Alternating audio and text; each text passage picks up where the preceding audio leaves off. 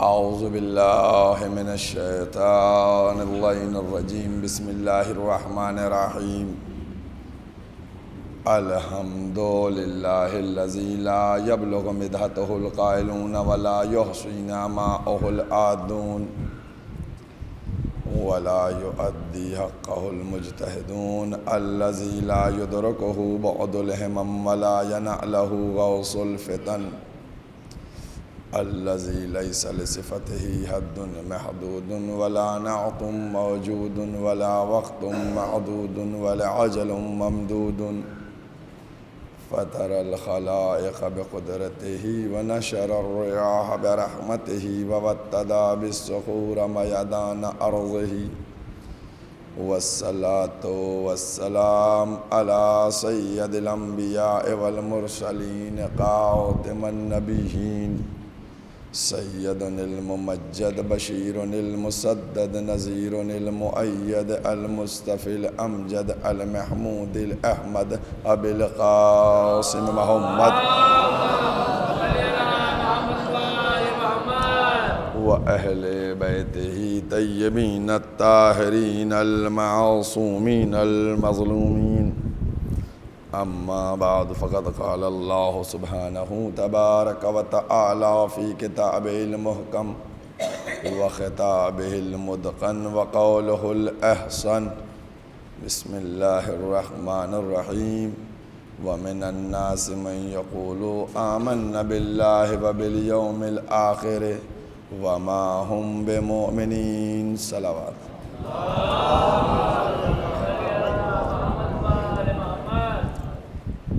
قرآن کریم کے یہ الفاظ جن کو مسلسل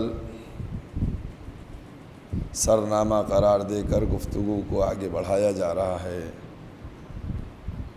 اور آج گفتگو چوتھے مرحلے میں داخل ہو رہی ہے۔ موضوع ہمارا ہے امامت اور اکمال دین۔ دین کی تکمیل کے لیے ضروری ہے کہ ہم اس بات کے اوپر متفق ہو جائیں کہ بغیر امامت دین کامل نہیں ہے۔ کچھ باتیں بیان کی گئی ہیں آپ کے سامنے۔ دیکھیے، قرآن کریم جو ہمارے لیے حجت ہے، جس میں سب کچھ موجود ہے، یہ 4 حصوں میں منقسم ہے۔ ایک حصہ جو ہے وہ محمد و آل محمد کی مدح میں ہے، ایک حصہ محمد و آل محمد کے دشمنوں کی مذمت میں ہے، ایک حصہ قصص میں ہے، جو قصے اور چیزیں بیان کی گئی ان میں ہے، اور ایک حصہ وہ ہے کہ جس میں تمام احکام کو بیان کیا گیا ہے، تمام عبادات کو بیان کیا گیا ہے۔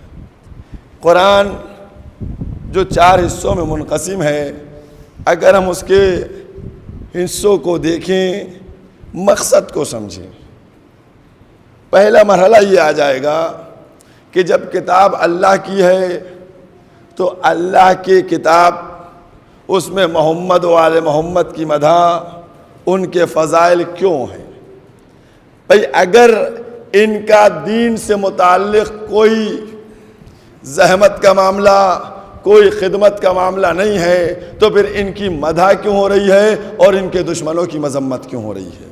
قرآن کریم میں اہل بیت کی مدح کرنا اور ان کے دشمنوں کی مذمت کرنا اس بات کی دلیل بنتا ہے کہ اہل بیت جز ایمان، جز دین، جز اسلام ہیں۔ کیوں؟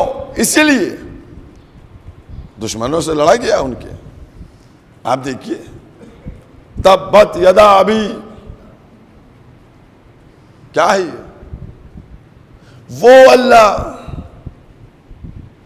وہ اللہ جو خود کبھی بات نہیں کرتا۔ اللہ بات نہیں کرتا ہے کسی سے، اس وقت تک بات نہیں کرتا ہے کہ جب تک 24 کیرٹ کا اس کا ایمان نہ ہو جائے، جب تک ایمان اس کا مضبوط نہیں ہوتا اللہ بات نہیں کرتا ہے۔ آپ کہیں گے کیا کہا آپ نے؟ جی آپ سب کے سامنے وہ باتیں آپ کے ذہنوں میں موجود ہیں. قل کہہ دیجئے، قل کہہ دیجئے، قل کہہ دیجئے. پروردگار تو کہہ دے. کہا میں کیوں کہوں گا، یہ سب کافر ہیں، یہ میرے دشمن ہیں، ان سے میں تھوڑی کہوں گا، ان سے میں تھوڑی بات کروں گا. انہی سے کہنے کے لیے تو پیغمبر کو بھیجا. بات کچھ ذہنوں سے قریب ہو رہی ہے بھائی. انہی سے بات کرنے کے لیے میں نے پیغمبر کو رکھا. میں کیسے ڈائریکٹ ان سے بات کروں؟ اگر ڈائریکٹ کا معاملہ ہوتا تو کتاب کو کسی پہاڑ کے اوپر رکھ دیا جاتا اور بستی والوں سے کہا جاتا کہ جاؤ فلاں پہاڑی کے اوپر کتاب رکھی ہوئی ہے، اس کو اٹھا لو، اس میں دین بھی ہے، شریعت بھی ہے، احکام بھی ہے، اصول بھی ہے، ضوابط بھی ہیں. لیکن یاد رکھیے کتاب تو مل جاتی، اصول و ضوابط تو مل جاتے، لیکن جب کتاب کو کھولا جاتا تو یہ بھی نہ پتہ چلتا کہ کتاب کدھر سے سیدھی ہے کدھر سے الٹی ہے. یہ نہیں پتہ چل پاتا. کچھ چیزیں بنی ہوئی نظر آتی. لہذا پروردگار عالم نے کتاب کو نہیں، اسی لیے پیغمبر کو بھیجا کہ آپ جائیے، قل هو اللہ احد، اے اللہ تو خود کہہ دے کہ میں تنہا ہوں. قل یا ایھا الکافرون، آپ کافروں سے کہہ دیجئے. قل اعوذ برب الناس، آپ لوگوں سے کہہ دیجئے. یہ کیا مرحلہ ہے؟ آپ کہہ دیجئے، آپ کہہ دیجئے، آپ کہہ دیجئے. یعنی پروردگار عالم، بہت توجہ کیجئے گا، پروردگار عالم کبھی بھی کسی کافر سے بات نہیں کرتا. دیکھیے قرآن کریم میں آپ کہہ دیجئے، آپ کہہ دیجئے، آپ کہہ دیجئے. ہاں جو ایمان کی منزل میں ہوتا ہے اس سے بات کرتا ہے، یا ایھا الذین آمنو، اے ایمان لانے والوں. خالق کائنات کبھی کسی سے بات نہیں کرتا کہ جو دین میں نہ داخل ہو. بات یہاں پر آ گئی چونکہ میرے ذہن سے، میری زبان سے ایک جملہ نکل گیا تھا، تبت یدا ابی. اب آپ مجھ سے سوال کر سکتے ہیں کہ مولوی صاحب آپ تو کہہ رہے ہیں اللہ کا بھی دشمن سے بات نہیں کرتا آپ نے، تو پھر یہ ابو لہب کو ڈائریکٹ کیوں کوسنے لگا؟ یہ ابو لہب سے کیوں بات ہو گئی؟ میں کہنا یہی تو چاہ رہا تھا کہ اللہ نے اپنے دشمنوں کے لیے محمد کو وسیلہ بنایا. آپ کہیے، آپ کہیے، آپ کہیے. لیکن جو ابو لہب تھا جس کے ہاتھ ٹوٹنے کی بات کی گئی وہ اللہ کا دشمن نہیں، وہ محمد کا دشمن تھا. خالق نے کہا اے محمد تم میرے دشمن سے لڑو، ہم تمہارے دشمن سے لڑتے ہیں. صلوات پڑھتے محمد وآل محمد.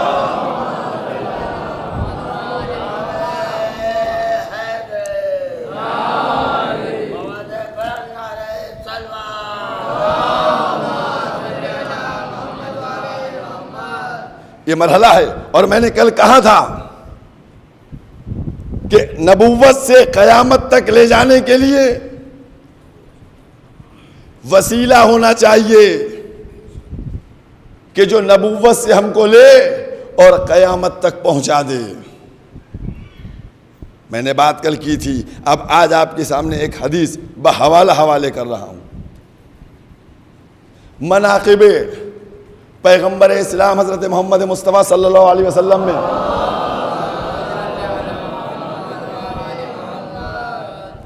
امام احمد ابن حنبل نے، اور امام احمد ابن حنبل سے ینابیع المودت میں علامہ سلیمان حنفی و قندوزی سنی بہت بڑے عالم، انہوں نے اس کو ینابیع المودت میں لکھا ہے.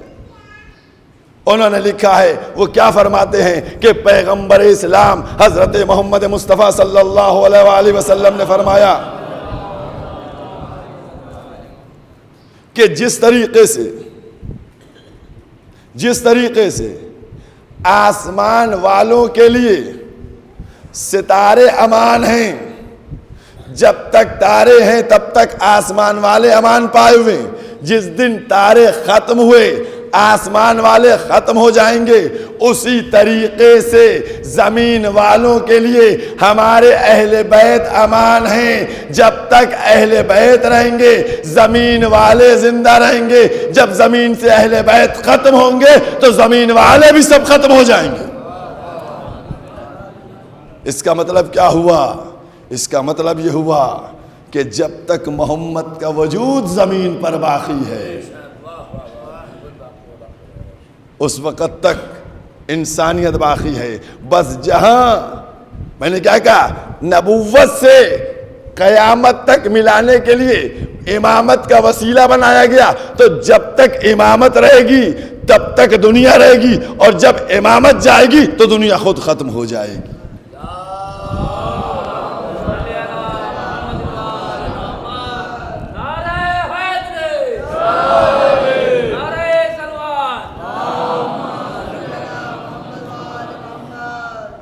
دنیا سمجھے منزل امامت کی، یہ وہ ہیں کہ جو دین میں ہیں، دین میں ہیں۔ قرآن کریم کا 17 نمبر سورہ، سورہ بنی اسرائیل، 17واں سورہ، سورہ بنی اسرائیل، آیت کا نشان 36۔ اور دیکھیے ایک بات میں کہتا چلوں کہ بہرحال کوشش تو کرتا ہوں، چونکہ حوالے اور آیات بہت سے ہوتے ہیں تو حوالہ ہمارا مستحکم رہتا ہے، لیکن کبھی کبھی 36 کی جگہ 26 کہہ دیا، یا 36 کی جگہ 46 کہہ دیا، ایسی پرابلم ہو سکتی ہے۔ کہ میں بالکل نہیں، لیکن بہرحال کبھی کبھی ہو سکتی ہے۔ تو قرآن مجید کا 17واں سورہ، سورہ بنی اسرائیل، آیت کا نشان 36، ارشاد الہی ہو رہا ہے، کان سے، آنکھ سے، دل سے سوال کیا جائے گا، پوچھا جائے گا۔ پوچھا جائے گا، کیا پوچھا جائے گا؟ کان سے پوچھا جائے گا، آنکھ سے پوچھا جائے گا، دل سے پوچھا جائے گا۔ بات ختم ہو گئی۔ اس کا جواب کہاں ملے گا بتائیے؟ کان سے سوال ہوگا، سورہ بنی اسرائیل 17واں سورہ، آیت کا نشان 36۔ کان سے سوال ہوگا، آنکھ سے سوال ہوگا، دل سے سوال ہوگا۔ کیا سوال ہوگا؟ معاملہ ختم، آگے نہیں ملتا۔ مفسرین سے کہیے کہ ڈھونڈیں کہاں اس کا جواب ملے گا۔ قرآن ہے، معجزہ ہے، لہذا بات مکمل ہوگی، تشنا نہیں ہوگی، بات تشنا نہیں ہوگی، مکمل ہوگی۔ جب قرآن کے اوراق کو پلٹا گیا اور قرآن کو آگے بڑھتے بڑھتے دیکھا گیا تو اس 17ویں سورے کی 36 نمبر آیت کا جواب 37ویں سورے کی 24 نمبر آیت میں ملا۔ 37ویں سورہ، سورہ صافات، سورہ صافات 37واں سورہ، اس میں اس کا جواب ملا 24ویں آیت میں۔ وقفوہم، ان کو روکو، ان کو ٹھہراؤ، ان کو روکو، ان کو ٹھہراؤ۔ کیوں ٹھہراؤ؟ ان سے سوال کیا جائے گا۔ ایک صلوات پڑھیے محمد والے ہوں۔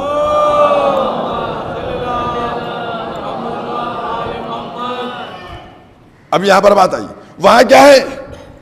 کان سے، آنکھ سے، دل سے سوال کیا جائے گا 17 نمبر سورے میں، 36 نمبر آیت میں، 37 نمبر سورہ، سورہ صافات، 24 نمبر آیت۔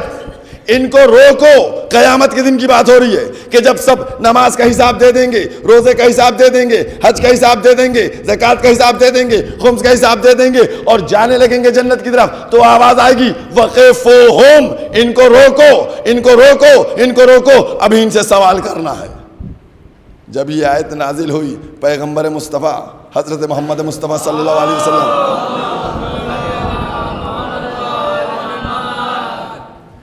بیٹھے ہوئے تھے، ان کے پاس ان کے چاہنے والے بیٹھے تھے. پیغمبر نے جب اس آیت کو سنایا, لوگوں نے بڑھ کر پوچھا, یا رسول اللہ یہ کاہے کا سوال ہوگا, یہ کون سا سوال ہوگا, کیا پوچھا جائے گا روک کے؟ تو رسالت مآب نے ارشاد فرمایا, ان ولایت علی ابن ابی طالب.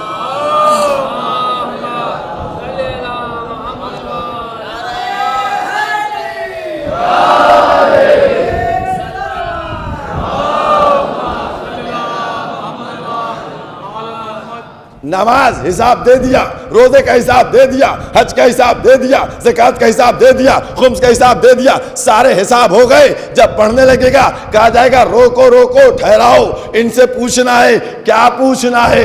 ولایت علی ابن ابی طالب کے بارے میں پوچھنا ہے کہ اس کا اقرار تھا یا نہیں تھا. اب سمجھ میں آیا کہ ولایت کہاں کہاں شریک ہے. اگر امامت فقط لفظی ہوتی تو پھر قیامت کے دن روکے نہ جاتے. اور اب یہاں پر یہ قرآن سے بات ہوئی ہے, اور اب ایک حدیث آپ کے سامنے, جس حدیث کو صاحب کوکب دری ملا محمد صالح کشفی ترمذی نے اپنی کتاب میں لکھا ہے. انہوں نے لکھا ہے کہ پیغمبر اسلام نے فرمایا کہ جس کے قبضے قدرت میں میری جان ہے, جس کے قبضے قدرت میں میری جان ہے, اس کی قسم کوئی آدمی قیامت کے دن ایک قدم بڑھا نہیں سکتا.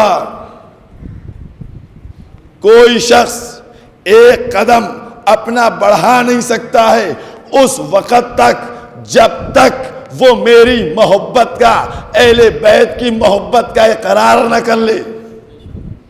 اس وقت تک ایک قدم بڑھا نہیں سکتا ہے.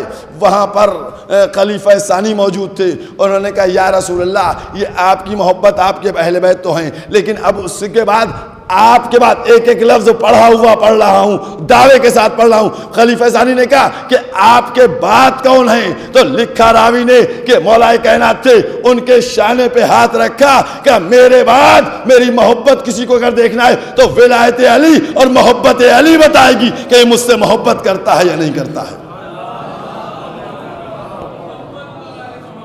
ایک اور صلوات پڑھیے محمد علیہ.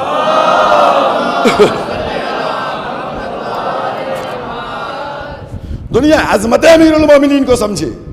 کتنی روایتیں بیان کی جائیں, کون سی آیت کو بیان کیا جائے.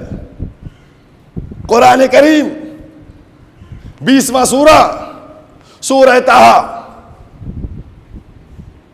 قرآن کریم 20واں سورہ, سورہ طٰہٰ, آیت کا نشان 24 سے لے کے 36 تک ساری آیتیں دیکھ ڈالیے گا. 24 سے لے کے 36 تک ساری آیتیں دیکھیے, اس میں کیا کیا لکھا ہے قرآن کریم نے. پروردگار موسیٰ پر وحی کرتا ہے, موسیٰ جاؤ فرعون سرکش ہو گیا ہے, جاؤ اس کو سمجھاؤ. موسیٰ کیا کہتے ہیں؟ پروردگارا میرے سینے کو کھول دے, کشادہ کر دے, میرے مشکل کو آسان کر دے, میری زبان کی گرہوں کو کھول دے, اور میرے بات میں اتنی قوت ہو کہ سامنے والا قبول کرے, اور میرے بھائی ہارون کو میرا وزیر بنا دے. ہم دونوں تیری تسبیح کرتے ہیں, ہم دونوں تیری تسبیح و تحلیل کرتے ہیں. جناب موسیٰ کی پوری درخواست لگی ہوئی ہے, جا کر دیکھیے گا. قرآن کریم 20واں سورہ, سورہ طٰہٰ, آیت کا نشان 24 سے لے کے 25 تک, 24 سے لے کے 35 تک. یہ پوری باتیں ہو گئیں. جب یہ پوری باتیں ہوئیں تو پھر 36ویں آیت میں پروردگار عالم نے کہا کہ موسیٰ تمہاری پوری درخواست قبول کی جاتی ہے. بہت آسانی سے سن رہے ہیں ماشاء اللہ سے. ایک صلوات پڑھیے محمد والے ہم.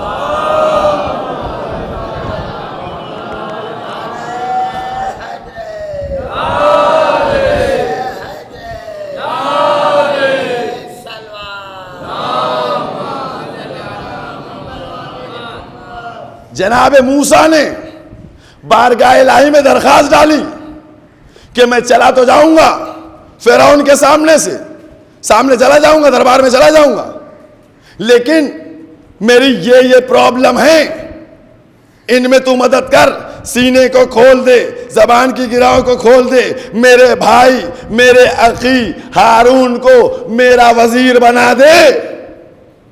پروردگار عالم نے جناب موسیٰ کی دعا میں ذرا سا چینجز نہیں کی، ذرا سا چینجنگ نہیں کی، کہا جاؤ ہم نے پوری درخواست ایز اٹ از قبول کر لی، اب ہارون تمہارے وزیر ہو گئے۔ قسم خدا کی موسیٰ نے مسلمانوں کو بتایا کہ جب ہم نبی ہو کر، جب ہم اولو العزم ہو کر خود نہیں بنا سکتے،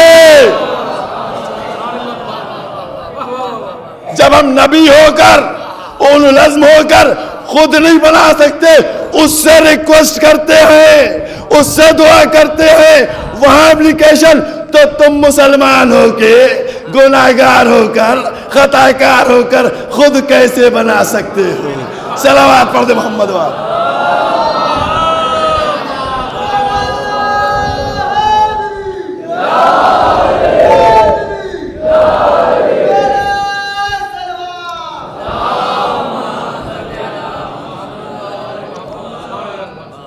بھائی ایک ایک لفظ ہے، قرآن ہے، یہ قرآن ہے صاحب،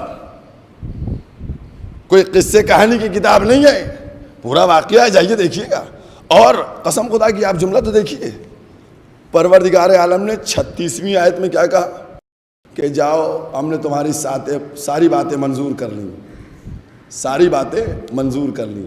اس کے بعد 37ویں آیت میں کیا ہے؟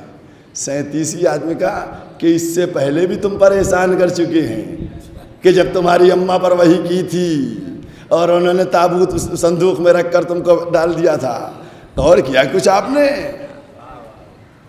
اللہ ہے، قرآن ہے، کہہ رہا ہے موسیٰ سے ہم اس سے پہلے بھی احسان کر چکے۔ سچ بتائیے احسان جتانا کیسا ہے؟ بھئی احسان جتا رہا اللہ، اس سے پہلے بھی کر چکے ہیں۔ سمجھ میں آئی کچھ بات؟ یہ ہے موسیٰ۔ میں نے کل ایک بات آپ سے کہی تھی، سب معصوم ہیں، گریڈ برابر نہیں ہے۔ میں تو قرآن کی بات کر رہا ہوں، میں قرآن سے بات کر رہا ہوں۔ موسیٰ سے اللہ احسان جتا دیتا ہے اور اہل بیت سے کہتا ہے سعیکم مشکورا۔ صلوات پڑھتے محمد والے محمد۔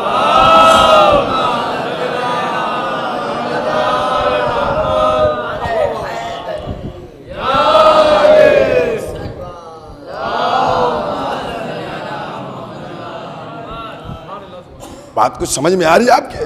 سب قرآن دیکھیے، کوئی قصے کہانی کتاب نہیں ہے۔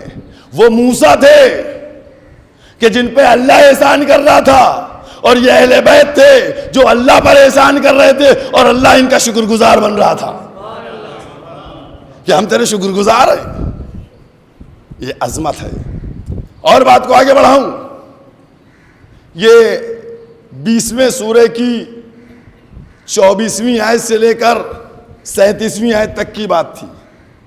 کہا گیا موسیٰ نے دعا مانگی، ہے نا، دعا مانگی، موسیٰ نے دعا مانگی، پوری دعا آپ سب کے سامنے ہے۔ اب آئیے، پیغمبر دعا مانگتے ہیں یا نہیں مانگتے؟ قرآن مجید کا 17 نمبر سورہ بنی اسرائیل، آیت کا نشان 80، جا کر دیکھیے پروردگار کیا کہتا ہے، قل، کہو۔ یہ دعا نہیں مانگتے، اللہ کہتا ہے کہ ہم سے کہو، قل رب ادخلنی مدخل صدق، ہم سے کہو، ہم سے مانگو۔ الفاظ بھی وہ دے رہا ہے، اس کے بعد کیا کہتا ہے، وجعل لی، بنا دے من لدن کا سلطانا نصیرا۔ دیکھیے ایک ایک جملے پہ غور کیجئے گا۔ اللہ نے، موسیٰ نے دعا مانگی، اللہ نے قبول کر لی، بالکل ویسے ہی، من ون، کوئی چینجز نہیں ہے، کوئی چینج نہیں کیا، کہا جاؤ ویسے قبول کر لی، جاؤ ہارون کو بنا دیا تمہارا وزیر۔ اب یہاں پیغمبر دعا مانگتے نہیں، اللہ کہتا ہے قل تم کہو. تو جب وہ خود کہہ رہا ہے کہ مجھ سے کہو اپنے پاس سے ایک سلطان نصیر دے، بنا دے مدد کرنے والا، بنا دے نصرت کرنے والا، تو غور کر کے بتائیے کہ جب اللہ ہی کے الفاظ ہوں گے تو یہ قبول ہوئے ہوں گے یا نہیں ہوئے ہوں گے؟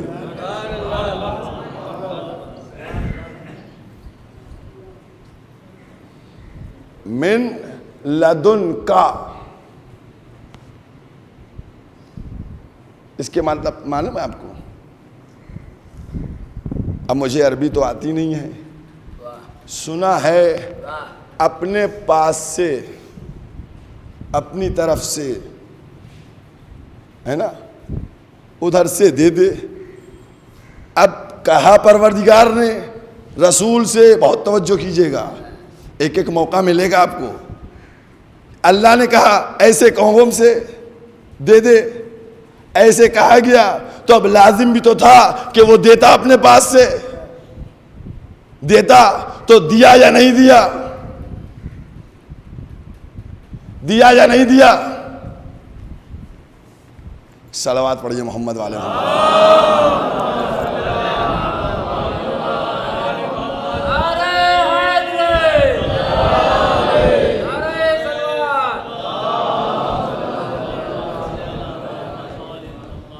جب کبھی کسی کی شریک حیات کے ہاں ڈیلیوری ہوتی ہے تو اس کو ڈسچارج کرانے کے لیے شوہر جاتا ہے یا رشتہ دار جاتا ہے؟ اگر موجود ہے تو کون جائے گا؟ شوہر جائے گا، کامن سی بات ہے. اسپتال جاتا ہے، شوہر جو اس کا ہوتا ہے وہ جاتا ہے، اور جانے کے بعد ڈسچارج کرا کے لے کے آتا ہے نا؟ یہی تو ہے نا. جب فاطمہ بنت اسد تیسرے دن باہر آ رہی تھیں تو باہر کس کو ہونا چاہیے تھا؟ ابو طالب کو ہونا چاہیے تھا یا محمد کو ہونا چاہیے تھا؟ بھئی شوہر کو ہونا چاہیے تھا باہر، شوہر تھے ان کو ہونا چاہیے تھا باہر. لیکن کہیں نہیں ملتا کہ باہر ابو طالب کھڑے تھے. ہر ایک نے لکھا باہر محمد کھڑے تھے، ہر ایک نے لکھا باہر محمد کھڑے ہوئے تھے. اب فاطمہ بنت اسد نکلی، محمد کو دے دیا. نہیں سمجھ میں آیا؟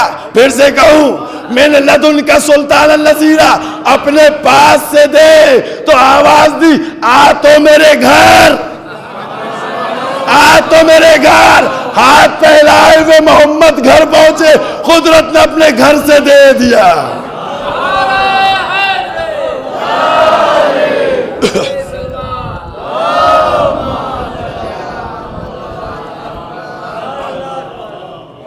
آؤ، آئے گھر ہاتھوں کو پھیلائے ہوئے. اسی لیے پروردگار عالم نے انتظام کیا کہ دنیا سمجھ لے ہم نے کہا تھا کہ ہمیں دینا ہے تو آئے ہمارے گھر پہ، ہم اپنے گھر سے دیں گے، ہم اپنے گھر سے دیں گے، اپنے گھر پہ بلا کے دیں گے. اور اسی لیے جناب ابو طالب نہیں تھے، پیغمبر اسلام محمد مصطفیٰ صلی اللہ علیہ وسلم آئے.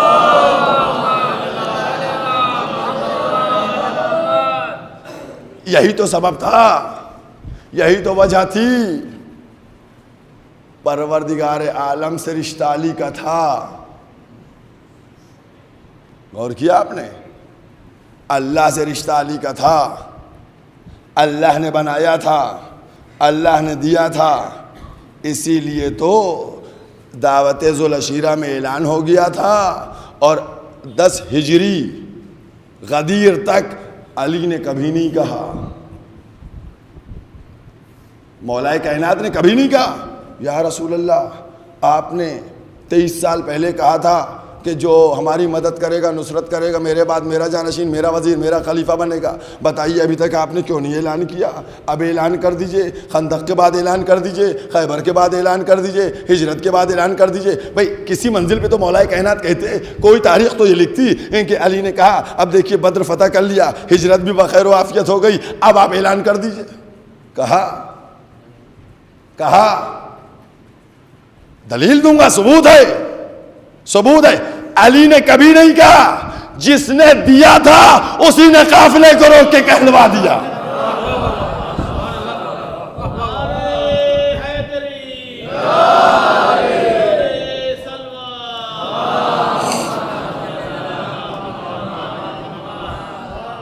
علی نے نہیں کہا جس نے دیا تھا اس نے روکا.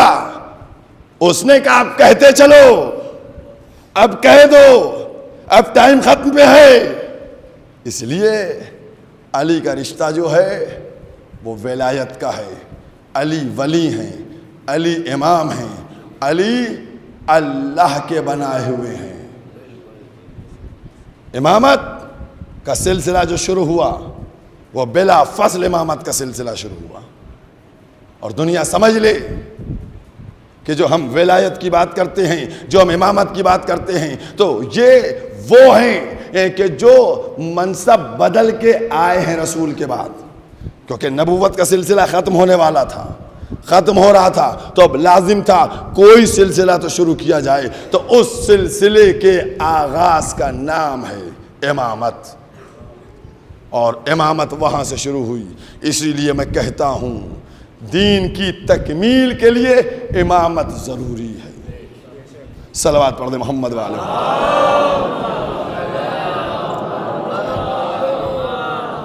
اور آج آپ غور کر کے دیکھیے, نہج البلاغہ, نہج البلاغہ, میں جو باتیں کہہ رہا ہوں اس کا ثبوت بھی دے رہا ہوں نا کہ ان کا رشتہ وہیں سے تھا. اس کا پہلا خطبہ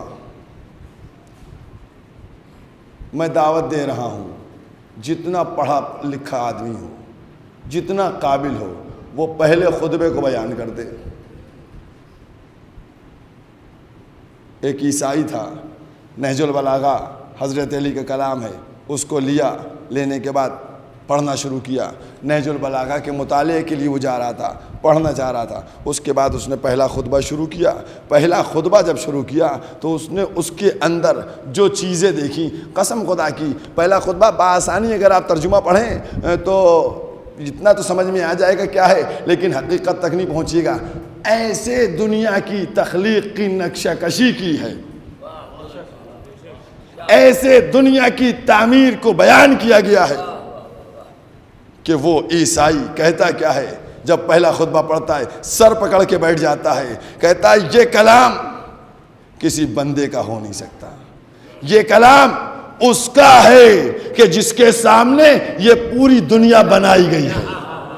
کیونکہ جس انداز سے تخلیق کائنات کا تذکرہ ہے وہ یہی بتاتا ہے کہ یہ دیکھتا رہا کائنات بنتی چلی گئی.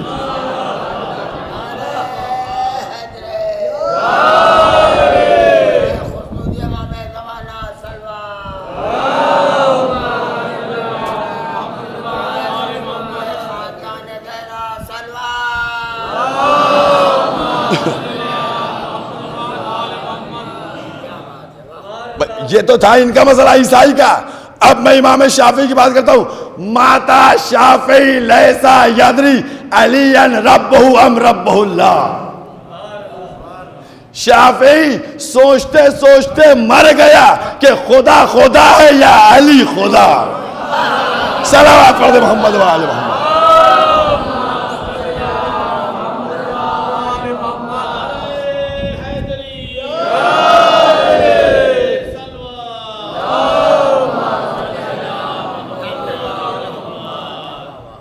عزیزوں, مودت اہل بیت کو سینے میں جگہ دے دو.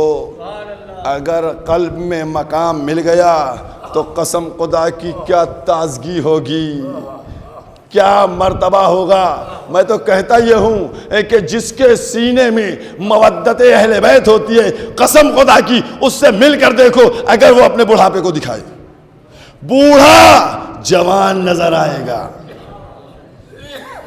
بوڑھا جوان نظر آئے گا. یہ ہے مودت کی خصوصیت. وہ جب بڑھاپے کو سامنے آنے نہیں دے گا. یہ عظمت ہے مودت. کیوں؟ کیونکہ اس کے سامنے ایک پورا نمونہ ہے, اس کے سامنے ایک پورا منظر ہے. عزیزان محترم, اس عالم اسلام کو سمجھنا چاہیے کہ ہم کو اگر دین لینا ہے، اگر ہم کو تقرب الہی لینا ہے، میں آخری میں 2 جملے اور کہتا ہوں آپ سے، یاد رکھیے اگر مسلمان دین کی چاہت رکھتا ہوتا، اگر مسلمان دین کی چاہت رکھتا ہوتا تو میں یہ کہتا ہوں کہ پیغمبر اسلام کی ہر بات پہ سر جھکاتا چلا جاتا۔ اس کو دین کی فکر نہیں ہے، اس کو دین کی چاہت نہیں ہے، وہ دین چاہتا کہاں ہے؟ وہ تو چاہتا ہے کہ ایک ہمیں ٹائٹل ملا رہے، نام رکھ کے مسلمان ہونے والے کہاں سے کردار اسلام کا پیش کریں گے؟ اسلام وہ ہے کہ جہاں قلب کی گہرائیوں سے ثابت کرنا ہوتا ہے، اور اسی لیے کربلا کے میدان میں ایک ایک نے بتایا کہ کیا منزل ہے اور کیا عظمت ہے۔ عزاداران امام مظلوم، آج 4 محرم ہو گئی ہے،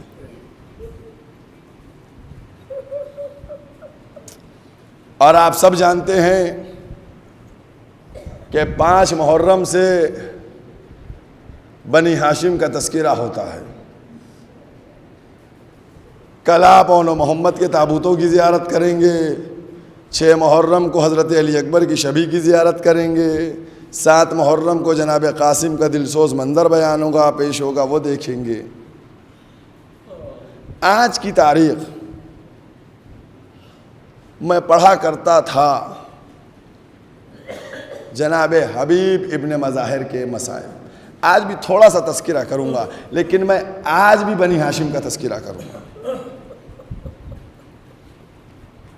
چونکہ بڑھاپے کی بات آ گئی ہے، لہذا اس بوڑھے امام کے بچپن کے دوست کا تذکرہ کرتے ہوئے میں اس بنی ہاشم کی طرف جاؤں گا کہ قسم خدا کی جن کا نام و تذکرہ سنتے ہوئے کیا مجال ہے کہ کوئی آنکھ آنسو کو روک لے۔ بس اتنی بات کہتا چلوں کہ آج 4 محرم ہے، اور تاریخ میں ملتا یہ ہے کہ 4 محرم سے دشمن کی فوج آنا شروع ہو گئی، لشکر پہ لشکر آ رہے ہیں، دشمن کی فوجیں پر فوجیں آ رہی ہیں، نقاروں کی آوازیں سنائی دے رہی ہیں۔ جناب زینب آئیں، بھیا یہ کیسی آوازیں ہیں؟ کہا دشمن فوجیں آ رہی ہیں، دشمن کی لشکر پہ لشکر آ رہے ہیں۔ کہا بھیا آپ کا کوئی چاہنے والا نہیں آ رہا ہے؟ عزاداران امام مظلوم، میں ایک منزل کو بیان کرنا چاہ رہا ہوں، تصور کیجئے گا، ایک جملہ چھوٹا سا ہے، بہت چھوٹا سا، لیکن بی بی کی مظلومیت کو دیکھیے گا۔ ہزاروں کے لشکر آ رہے ہیں، ہزاروں کے لشکر آ رہے ہیں، جناب زینب کیا کہتی؟ بھیا آپ بھی اپنے چاہنے والوں کو بلائیے۔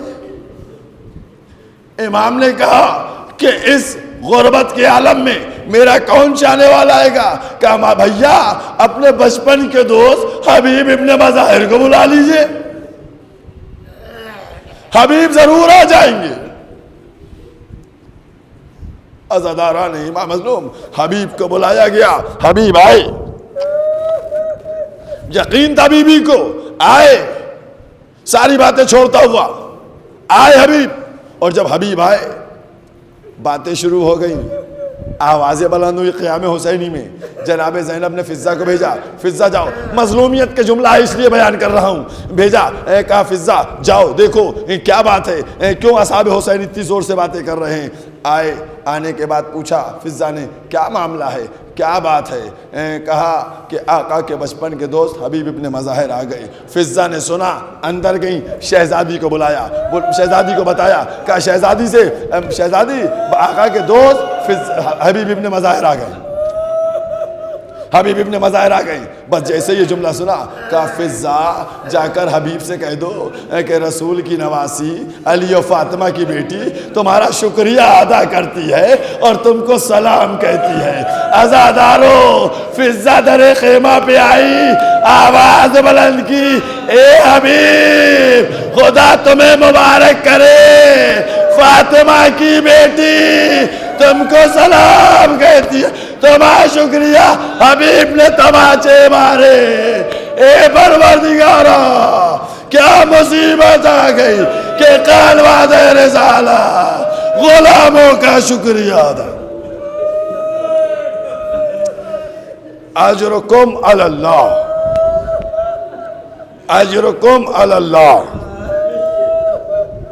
عزادارانی معلوم یہ جناب حبیب ابن مظاہر کی عظمت تھی, یہ مرتبہ تھا, آقا سے دوستی تھی. شہزادی نے بے کسی کا عالم ہے. عزادارانی معلوم یہ بے کسی آپ کی سمجھ میں آتی ہے نا کہ کیا ایک ایک مرحلے پر قسم خدا کی رویا جائے, ایک ایک جملے پر رویا جائے, کون کس طریقے سے ظلم ہوا. بس عزادارانی معلوم میں نے حجب دستور حبیب ابن مظاہر کا تذکرہ تو کر دیا, لیکن اب دل یہ چاہتا ہے کہ مصائب میں پڑھوں ان دو چھوٹے چھوٹے بچوں کا جو تنہا کوفے میں ہیں. عزادارانی معلوم ذہن آپ کا پہنچا نہیں پہنچا, وہ کون ہے؟ وہ مسلم کے دو بچے ہیں, محمد اور ابراہیم. عزادارو ان کی مصیبت پہ جتنا رویا جائے کم ہے.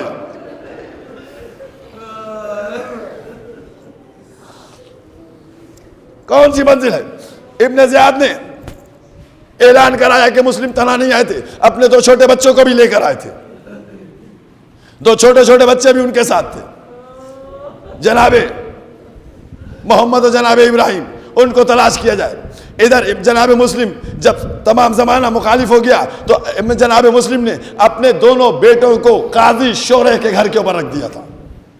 قاضی شورح نے دیکھا کہ جب اس طریقے سے مسلم کے بیٹوں کو تلاش کیا جا رہا ہے تو اس نے اپنے بیٹے کو بلایا, اور بلانے کے بعد کہا کہ سنو ان دونوں بچوں کو لے جاؤ, اور آج ایک قافلہ مدینے جا رہا ہے, اس کے ساتھ ان بچوں کر دینا, یہ دونوں بچے مدینے پہنچ جائیں گے, یہ دونوں بچے مدینے پہنچ جائیں گے. قاضی شورح کا بیٹا دونوں بچوں کو لے کے آیا, دیر ہو گئی تھی, قافلہ کچھ آگے بڑھ گیا تھا. اس نے یہ گوارا نہ کیا کہ وہ خود بچے کو قافلے تک پہنچا دے. اس نے بچوں سے کہا دیکھو وہ قافلہ جا رہا ہے, دیکھو وہ غبار قافلہ نظر آ رہی ہے, جاؤ تیز رفتاری سے بڑھ جاؤ, قافلے میں شریک ہو جاؤ گے. عزادارو رات کی تاریکی تھی, شب تھی, چھوٹے چھوٹے بچے تھے, یہ کیسے چلتے رہے, لیکن عزادارو قافلہ بڑھتا رہا, بچے کوفے میں رہ گئے.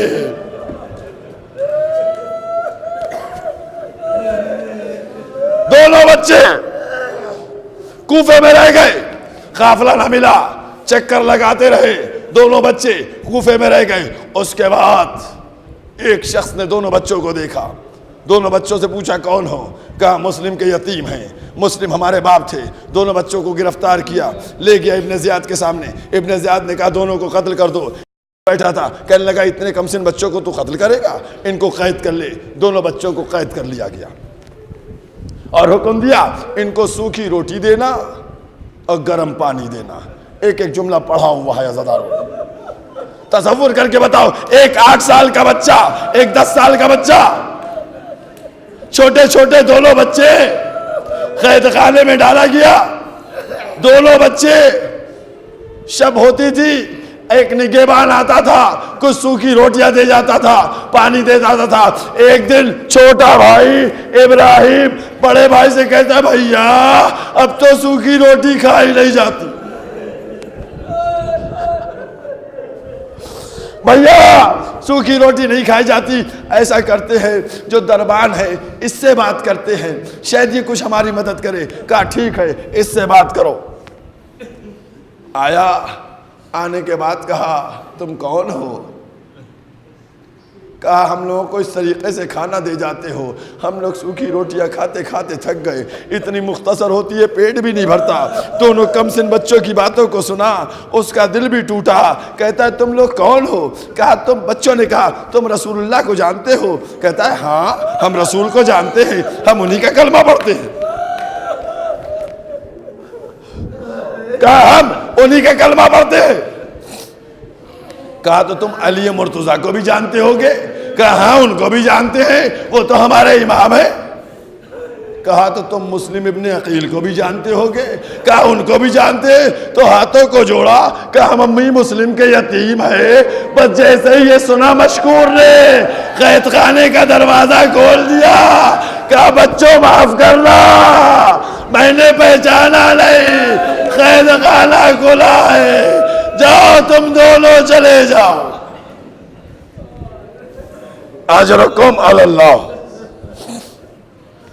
بچوں کو رہا کر دیا اس نے، کہا بچوں تم جاؤ، لیکن دیکھو جانا تو ہماری رسول سے شکایت نہ کرنا، شکوہ نہ کرنا۔ مشکور نے چھوڑ دیا، دونوں بچے چلے گئے۔ ابن زیاد کو پتہ چلا، ابن زیاد نے مشکور کو بلایا، مشکور سے پوچھا تم نے کیوں چھوڑ دیا؟ مشکور نے اقرار کیا میں نے چھوڑ دیا۔ مشکور کو اتنے کوڑے مارے گئے کہ وہ وہیں شہید ہو گیا، وہیں وہ دنیا سے رخصت ہو گیا۔ اب ان بچوں کا حال سنیے گا۔ یہ دونوں کم سن بچے، چھوٹے چھوٹے بچے، دن بھر کیا کرتے تھے؟ کہیں چھپ کر بیٹھ جاتے تھے۔ رات کی تاریکی میں یہ دونوں بچے سفر کرتے تھے۔ ایک دن یہ دونوں بچے جب دن ہونے لگا، یہ دونوں بچے ایک پیڑ کے اوپر چڑھ کے بیٹھ گئے، ایک پیڑ پر چڑھ کے بیٹھ گئے۔ اسی کے پاس ایک کنواں تھا، وہاں ایک کنیز پانی لینے آئی۔ اب جو اس نے ڈول ڈالا، اب جو پانی میں دیکھا، دو چھوٹے چھوٹے چاند نظر آ رہے ہیں، دو چھوٹے چھوٹے چاند نظر آ رہے ہیں۔ اس نے سر کو اوپر دبایا، اب جو اوپر دیکھا، دو بچے ڈرے سہمے کملائے ہوئے بیٹھے ہوئے ہیں۔ دونوں بچوں کو بلایا، کون ہو؟ نیچے اترو، میرے پاس آؤ۔ بچے زمانے کو جانتے تھے، ڈرے ہوئے تھے، کہا دیکھو کوئی اذیت تو نہیں دو گی، کوئی اذیت تو نہیں دو گی؟ کہا نہیں کوئی اذیت نہیں دیں گے۔ تم کون ہو؟ بچے دونوں نیچے اترے۔ اترنے کے بعد آنے کے بعد کہا ہم دونوں مسلم کے یتیم ہیں، ہمارے بابا کو شہید کیا جا چکا ہے۔ بس جیسے ہی کنیز نے یہ جملہ سنا، کہا تم لوگ میرے ساتھ چلو، جو میری مالکہ ہے وہ اس خانوادے سے بڑی محبت کرتی ہے، وہ اس خانے سے تعلق رکھتی ہے، تم لوگ دونوں میرے ساتھ چلو، اجرکم علی اللہ۔ دونوں بچوں کو لے کر وہ آئی، اپنی مالکہ سے کہا یہ مسلم کے دونوں بچے ہیں۔ ان کو دیکھا، جیسے ہی اس کی مالکہ نے دیکھا، دونوں بچوں کے ہاتھ منہ دھلائے، دونوں بچوں کو کھانا کھلایا۔ لیکن جب اس کے بیٹے کا آنے کا وقت آیا، فوراً ان دونوں کو نیچے سرداب میں تہہ خانے میں کہا تم لوگ اب یہیں رہو، آرام کرو، باہر نہ آنا۔ اب سنیے، اس کا جو بیٹا تھا اس کا نام حارث تھا، جو دشمن اہل بیت تھا۔ بس مجلس مکمل ہو رہی ہے، وہ بچے نیچے تہہ خانے میں سو رہے ہیں، آرام کر رہے ہیں۔ یہ شب میں آیا، تھکا ہوا آیا، آنے کے بعد کہتا ہے آج پورا دن گزر گیا، بہت تھک گیا۔ کہا کیا ہوا؟ کہا مسلم کے دونوں بچے جو قید خانے سے بھاگ گئے ہیں، ان کی تلاش میں انعام کی وجہ سے دوڑ رہا تھا۔ ابن زیاد نے انعام کا بھی اعلان کر دیا تھا کہ انعام ملے گا، لہذا اس انعام کی لالچ میں ٹہل رہا تھا۔ میرا گھوڑا بھی مر گیا، تھک بھی گیا، لیکن بچے نہیں ملے۔ اس حارث نے کھانا کھایا، بستر پہ لیٹ گیا۔ ادھر سرداب میں کیا ہوا؟ ایک دفعہ بڑے بھائی کی آنکھ کھلی، محمد کی آنکھ کھلی، دیکھا چھوٹے بھائی کی بھی آنکھ کھل گئی، اس بیدار ہوا۔ دونوں جب بیدار ہوئے، کہا کیا ہوا؟ کہا ابھی بابا کو خواب میں دیکھا ہے، رسول خدا کو خواب میں دیکھا ہے۔ دوسرا بھائی کہتا ہے میں نے بھی خواب میں بابا کو دیکھا ہے، میں نے بھی خواب میں رسول خدا کو دیکھا ہے۔ کہا تم نے کیا دیکھا؟ کہا میں نے خواب میں دیکھا ہے کہ بابا کھڑے ہوئے ہیں، رسول خدا بیٹھے ہوئے ہیں، بابا کھڑے ہیں، رسول خدا بیٹھے ہیں۔ رسول خدا کہتے ہیں مسلم تم اکیلے آ گئے، بچوں کو نہیں لائے؟ عزاداران امام لوگ، مجلس مکمل ہو رہی ہے۔ محمد کہتے ہیں بڑے بھائی سے کہ میں نے خواب میں دیکھا کہ رسول خدا کے سامنے بابا کھڑے، کہا مسلم تم بچوں کو نہیں لائے؟ ابراہیم چھوٹا بھائی بولا بھیا میں نے بھی یہی خواب دیکھا ہے کہ بابا رسول کے سامنے کھڑے ہیں، رسول پوچھتے تم بچوں کو نہیں لائے؟ کہا بابا نے جواب کیا دیا؟ کہا بابا نے جواب دیا بچے ابھی آنے والے ہیں۔ کہا ہاں میں نے بھی یہی خواب میں دیکھا کہ بچے ابھی آنے والے ہیں۔ دونوں کم سن بچے آپس میں گفتگو کر رہے تھے، یہ آواز اس حارث کے کانوں تک پہنچ گئی۔ وہ آیا، آنے کے بعد بچوں کو دیکھا، پوچھا تم کون؟ تم کون؟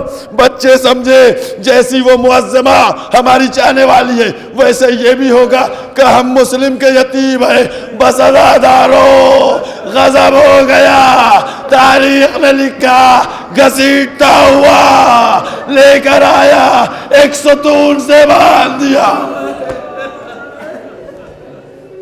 اجرکم اللہ، ستون سے باندھ دیا۔ صبح ہوئی، بچوں کو لیا، ایک جملہ اس میں ہے جو آخر میں بس اسی میں مجلس مکمل کر دوں گا۔ بچوں کو لیا، فرات کے کنارے پہنچا، غلام کو لیا، اس کی ماں زوجہ سب ہاتھوں کو جوڑ رہے ہیں، سب کو ڈھکیلتا ہوا غلام کو قتل کرتا ہوا۔ دوسرا غلام جو تھا اس نے فرات تلوار پھینک کے فرات میں، کوئی راضی نہیں تھا کہ اللہ بچوں کو شہید کرو، اس نے کہا نہیں کریں گے، تلوار کو پھینکا، فرات میں کود کے نکل گیا۔ آخر میں وہ خود حارث ملعون آگے بڑھا بچوں کو قتل کرنے کے لیے۔ بس جیسے ہی بچوں کو قتل کرنے کے لیے بڑھا، دونوں بچوں نے ہاتھوں جوڑا، کہا 2 رکعت نماز پڑھ لینے دے۔ بس مجلس مکمل ہو رہی ہے، دونوں بچوں نے نماز پڑھی اور نماز پڑھنے کے بعد محمد کہتے ہیں پہلے ہم کو قتل کرو، اس کے بعد محمد کے بعد ابراہیم کہتے نہیں پہلے ہم کو قتل کرو۔ عزاداران امام مظلوم ذرا کم سن بچے ہیں، تصور تو دیکھیے۔ محمد کہتے پہلے ہم کو قتل کرو، ابراہیم کہتے نہیں پہلے ہم کو قتل کرو۔ اس نے کیا کیا؟ پوچھا یہ بتاؤ تم دونوں کیوں اتنا ایک دوسرے پر سبقت کر رہے ہو؟ ایک دفعہ محمد کہتا ہے کہ جب ہم چل رہے تھے تو میری اماں نے میرے بھائی ابراہیم کا ہاتھ میرے ہاتھ میں دیا تھا، اگر میرا بھیا مجھ سے پہلے شہید ہو گیا ہم اماں کو کیا جواب دیں گے؟ پہلے مجھ کو شہید کر۔